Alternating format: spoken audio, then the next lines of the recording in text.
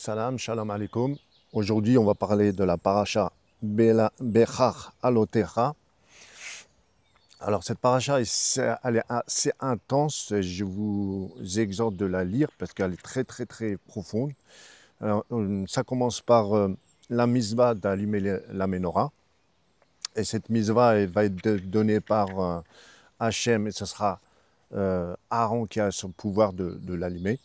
Mais Aaron va se poser des questions, comme il avait fait la faute, il ne comprenait pas, mais Hachem va lui dire non, il va parler à Moshe, il va lui dire c'est lui qui va être honoré de le faire.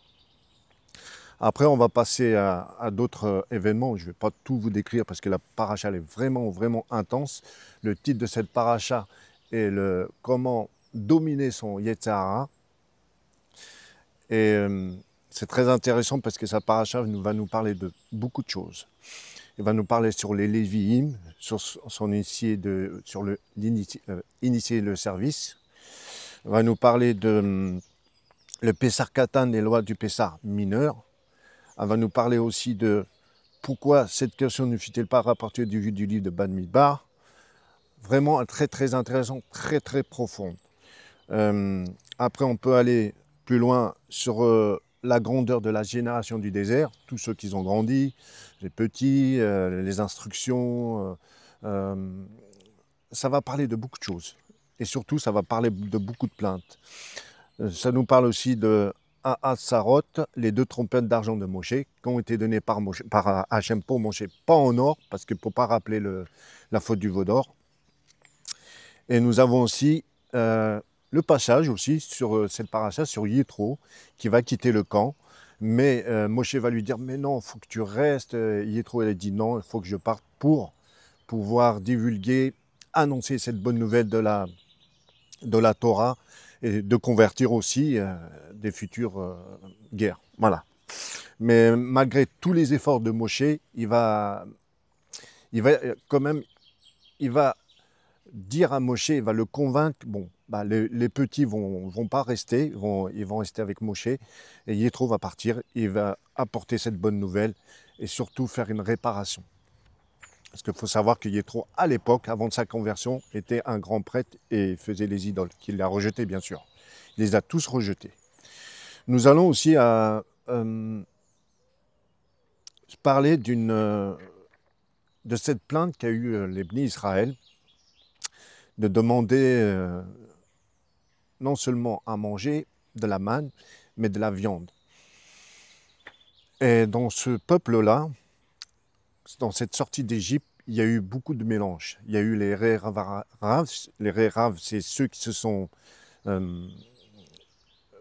accrochés, on va dire, mis dans cette tribu, mélangés dans cette tribu. Et c'est des gens qui sont un peu, on va dire, toxiques. C'est des influenceurs, mais pas dans le bon sens. Plus dans de corrompre et de faire de la population Bnei Israël, certaines populations, leur Yetzer Hara, le dominer. Ça veut dire que d'être contre Moshe, contre les Bnei Israël, contre les juges, contre toute autorité venue d'Hachem. Et nous allons arriver à cet épisode où Myriam va dire à Tzipora pourquoi elle se néglige, etc. Et ce qui va arriver, c'est que Tzipora va lui dire, écoute, Moshe, il a des choses à faire. Je peux pas, il sait comment je suis, et il regarde en mon cœur. Il ne regarde pas au Yetzera que moi j'ai dominé le Yetzera. Je suis sur le Yetzera Tov. Et Myriam va voir Aaron, il va lui expliquer, et elle va convoquer Moshe, va lui dire mais pourquoi ta femme n'est pas avec toi? Et Moshe va rien dire. C'est Hachem qui va intervenir. Et quand Hachem va intervenir, il va dire vous n'aurez pas dû vous comporter comme ça. Ça veut dire que même si c'était une bonne intention, une intention profonde, vous avez quand même calomnié Moshe. Moshe, c'est quelqu'un que je parle face à face. C'est le seul prophète qui a des prophéties nettes et claires. Alors, pour aller au-devant de cette paracha, il faut savoir que Moshe, c'était quelqu'un de très dans l'humilité et intègre. Le seul prophète. Ce n'est pas quelqu'un qui avait le melon, qui se croyait au-dessus de tous. C'était quelqu'un qui amené la sagesse, qui a apporté la parole et qui accompagnait. C'est ça qui est intéressant. Dans ce titre, dans le Yetzirah qu'on a, on entend souvent des personnes qui essayent de déstabiliser d'autres personnes. Pourquoi elles font ça? Parce qu'elles ont un mal intérieur. Et ce mal intérieur, il faut que vraiment elles le combattent. Pour pouvoir le combattre, c'est d'avoir une vie décente. C'est vrai que c'est compliqué, on a des choses qu'on ne peut pas faire, ou on se dit, ouais, on regrette des choses, on se dit, oui, c'est toujours nous, on se plaint tout le temps. Mais vous savez, le monde ne s'est pas fait en un jour. C'est à nous de dominer le Yetzirah. Au contraire, quand tu domines le Yetzirah te prend le dessus, et c'est là que ton amour envers Dieu, ton amour envers ton prochain est là. Tu ne partages pas et tu ne dis pas des calomnies, la shonara. Ça ne sert à rien. Ça fait plus de mal qu'autre chose.